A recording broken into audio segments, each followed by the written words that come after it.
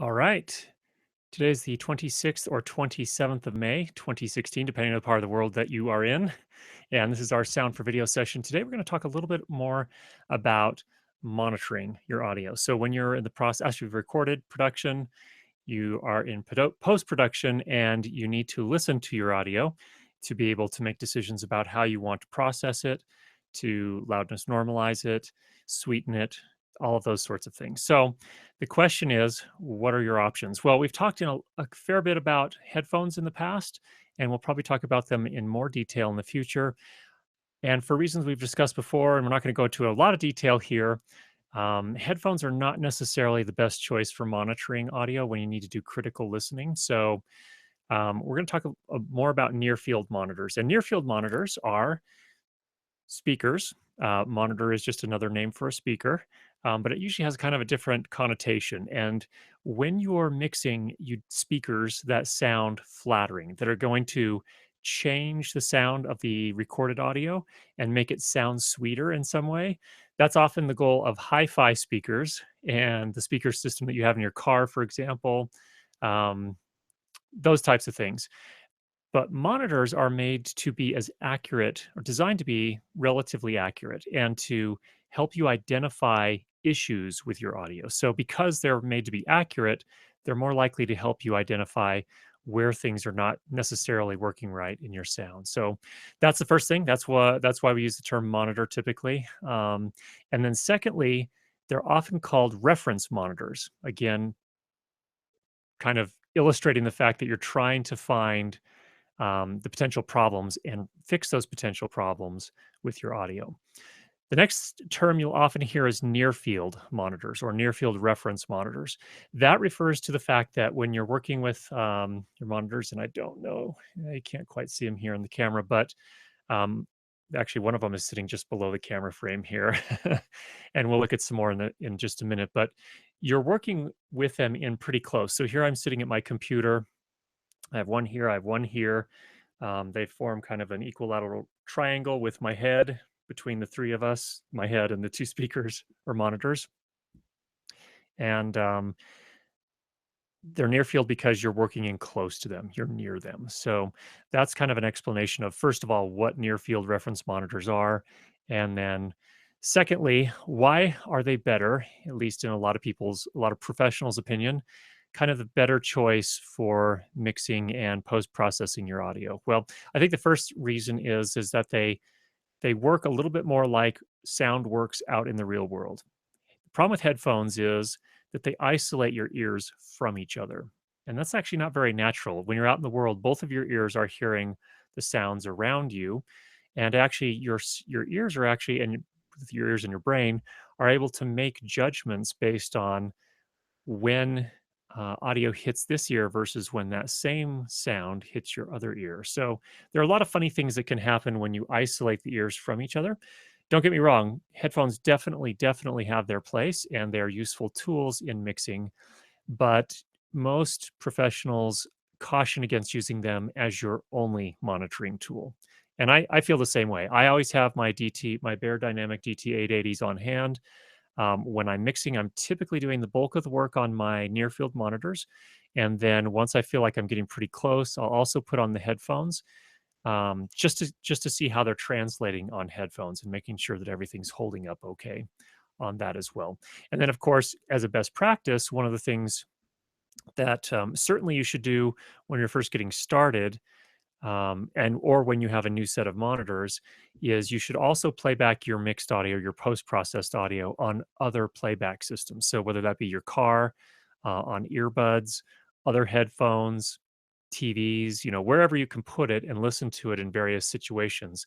Yeah, the more you do that, the more you'll kind of become accustomed to what it is that your monitors are doing to the sound, and you'll be able to compensate from there. So that's really kind of the process of learning how your monitors react and reproduce sound in the particular space where you're doing your mixing.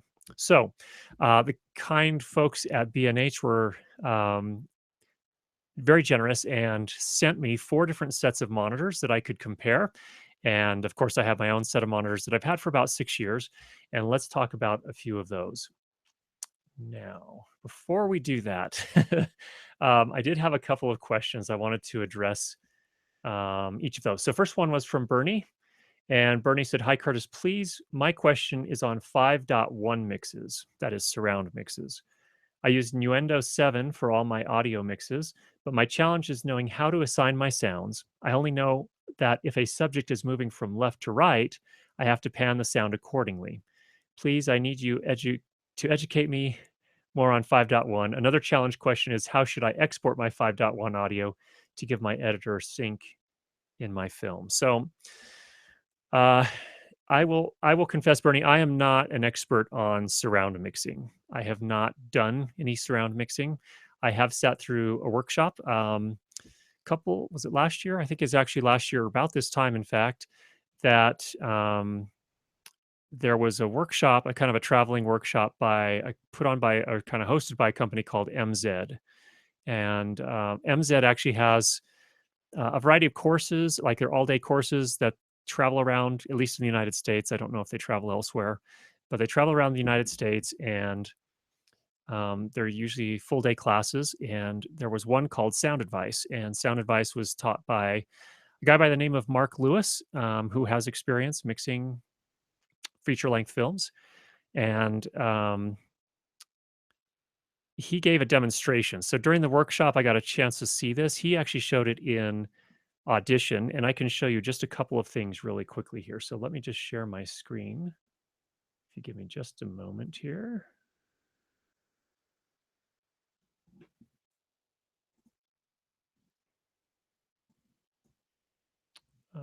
Audition. Okay, here we go.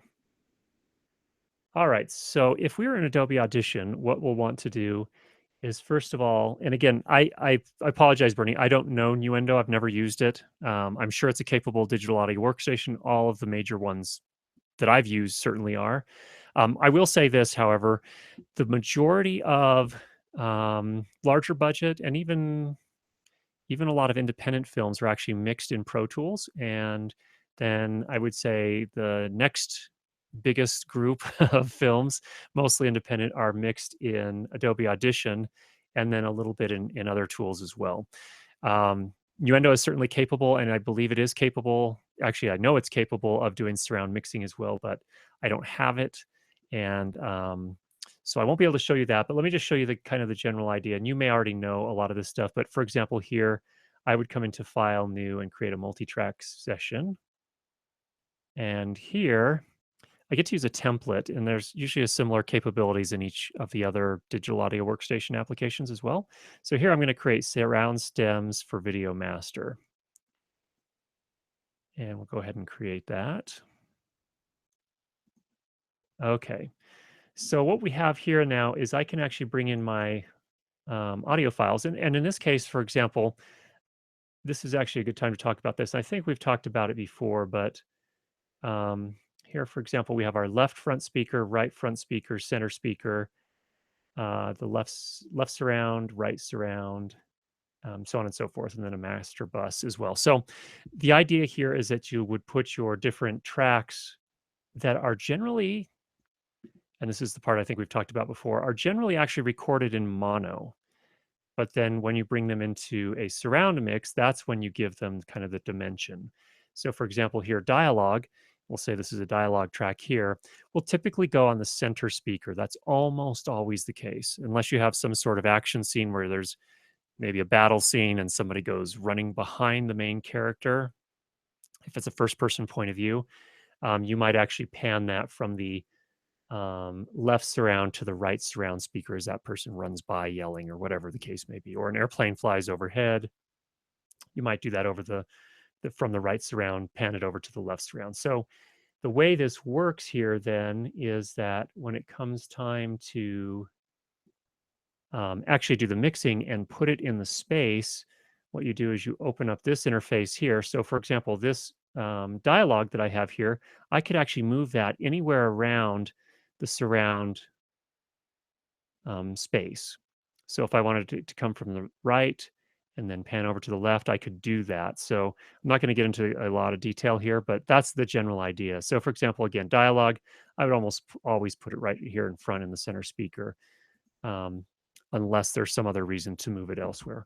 But that's a general idea. And then once you did have your entire mix, we would export here and we would say entire session. And at least in Adobe Audition, you have the option here for Dolby Digital. So it can actually do the surround encoding here. So that's kind of the very, very super, super high level. And again, I am no expert on um, surround mixing. So I apologize, Bernie. That's not something I can do a lot on, but that's the kind of the general idea.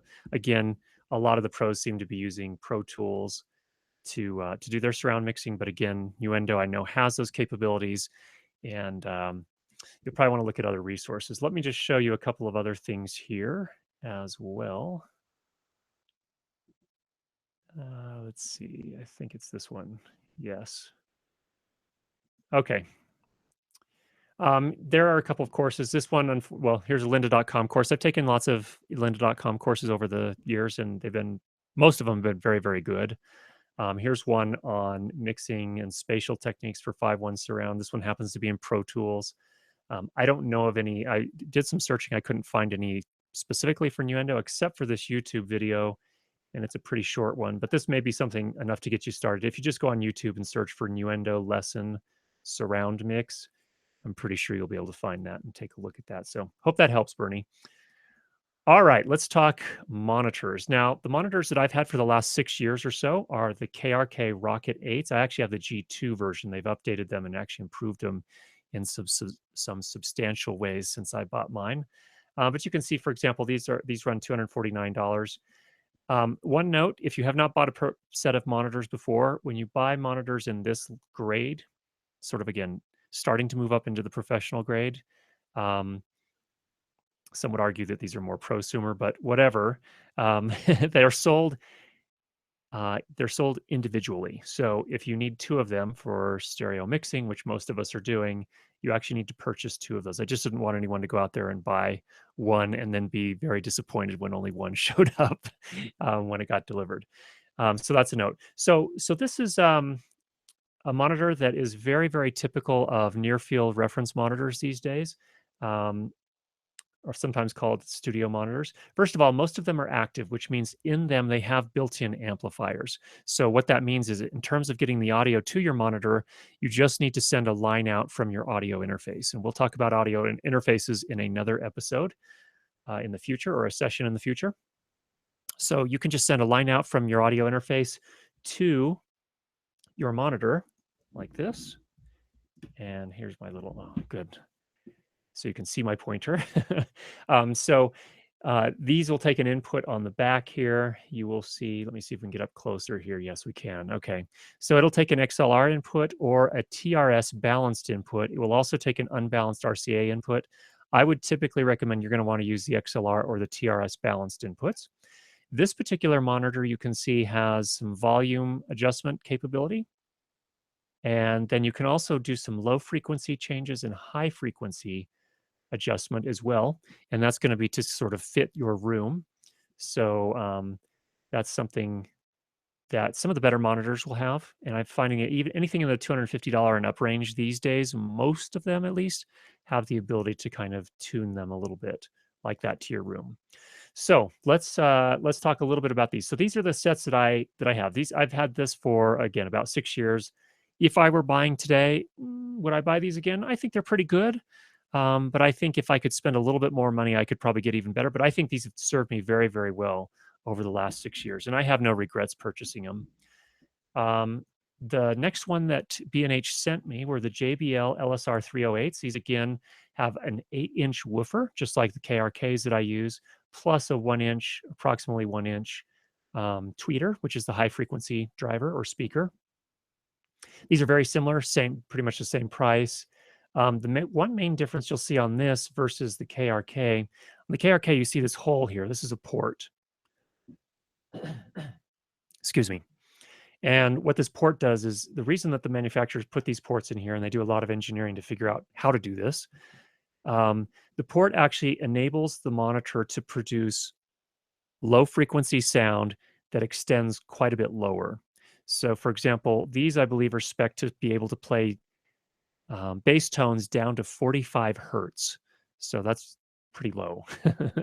And it's the port that allows them to do that. Now, the ports are kind of a tricky proposition, and almost all the monitors these days have them.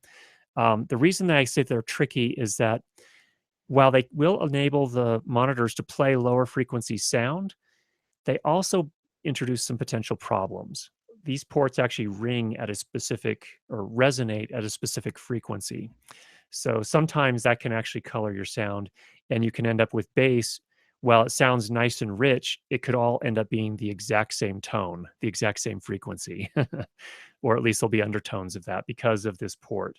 So it's kind of a trade off, and almost all of them these days have it. You'll notice the JBL doesn't have it on the front. Instead, it puts the port, a circular port, on the back of the monitor. Um, my first kind of thought is that I generally prefer, especially if you're like me, mixing in a small household bedroom. And by small, I mean anything. This room, for example, is approximately 5 meters by 4 meters. So, kind of a typical household bedroom. If you're going to have a ported monitor, I generally think it's probably better, at least in theory, to have that port up on the front instead of in the back, because bass tends to build up in the corners. And if you have your monitor set up on your stand facing a corner, that could potentially exacerbate that whole problem. So, um, not, not that that really, it's just something to consider. I wouldn't not buy a pair of monitors for that reason, but it is something to consider. So these actually turned out pretty well. And I have an episode coming out later this week, probably Saturday, where I actually put these different monitors to the test, and you can actually see some measurements that we made with them. All right. The next one that B&H lent me were the Yamaha HS8. These are actually very common, and they've been used a lot. These also have the port in the back, but a lot of people like these. You can see 10 reviews here. It's a 5-star rating from the people that have reviewed them here at B&H Photo. These sounded great to me. They also have an 8-inch woofer and approximately 1-inch tweeter, and that's pretty common for most monitors these days. And these were a little bit more. These are about $100 more. Then there were also the Focal Alpha 80 monitors, and these are a little different. You can see these actually have 2 ports on the front, also an 8-inch woofer and a 1-inch tweeter. Focal is kind of an interesting company. I believe they're based in France. These monitors sounded amazing. The bass response on these was significantly more present than some of the others. And that's a trade-off. I really love the sound of these. So I I actually watched a movie using these monitors, and it was a movie, it's sort of a documentary movie about drummers, those that play drums. And it sounded positively amazing. I don't think it was very accurate necessarily, but the bass that it was able to put out was really exciting to listen to. So there are some notes on that one. And then there was one other set that they sent me that was very different. Um, these are the Focal CMS 40s, and these only had a 4-inch woofer. So the woofer is only half the size of those on the other monitors that we looked at. And um, that's kind of different because the larger the woofer, the lower frequency sound that the monitors can produce in general. So your first thought might be, and it was certainly my first thought as well, can you get any bass out of these? um, and the answer is yes, you actually can. They are a ported design as well. They have ports here on the front. This one is actually quite a bit different. You'll notice it's the most expensive. Is it the most expensive? Actually, no. They think these alphas, the Alpha 80s, were the most expensive of those I looked at. But these are pretty pricey, $425 each. So it's going to be $850 to get a set of them. They are actually built completely differently. All the others are made out of a sort of a medium density fiberboard, well constructed, but nevertheless, it's sort of a engineered wood product. These are actually made out of aluminum, and they are heavy. Like these are surprisingly heavy for their size. um, but the interesting thing is that these sounded really, really good. And yes, while I could only hear down to about 60 hertz on the bass end with these particular monitors, and whereas the others could go down to 45, and even I think some of them went as low as 35 hertz. I think it was the Focal Alpha 80s that went to about 35 hertz. These sounded very, very detailed. And interestingly, when I measured the room response, that is to say, when I used an application called Room EQ Wizard, which plays back a frequency sweep through the monitors. And a frequency sweep means it plays a tone that kind of goes from the low frequencies to the mid frequencies to the high frequencies. And then I had a measurement microphone set up in the room right where I typically sit for my mixing. And that microphone actually captured the sound that was produced by those monitors in this room. And what that's able to do is it actually captures that sound and then records it and graphs it. And it tells you two main things. Number one, how accurately the monitors were able to play back each of the frequencies in your particular room. And secondly, how long any particular frequency sort of persisted or stayed and continued ringing in the room over time. And those are two really important factors to getting the best accuracy out of your monitors in your particular room. Now, the reason I keep saying in your room is that probably one of the most important factors to the accuracy of the sound is how your room treats that sound, what it does to it. Once it's played out and the sound moves into the room, what does your room do with it? And if you have no sort of acoustical treatment in the room, in a small bedroom or a spare room or office at your home or whatever it is, um, the walls can actually reflect the sound and lots of other things that can happen um, to kind of influence in the end what you're actually hearing. So let's take a quick look here at some charts, and if you'll give me, it'll give me just a second here to set this up. I'm going to go ahead and stop sharing that, and we're going to pull up Room EQ Wizard so I can show you.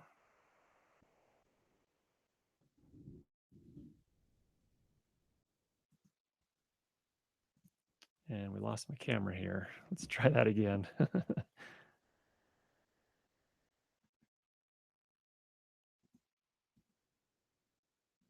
Okay. We're going to skip that camera. We're going to go to sharing my screen with Room EQ Wizard.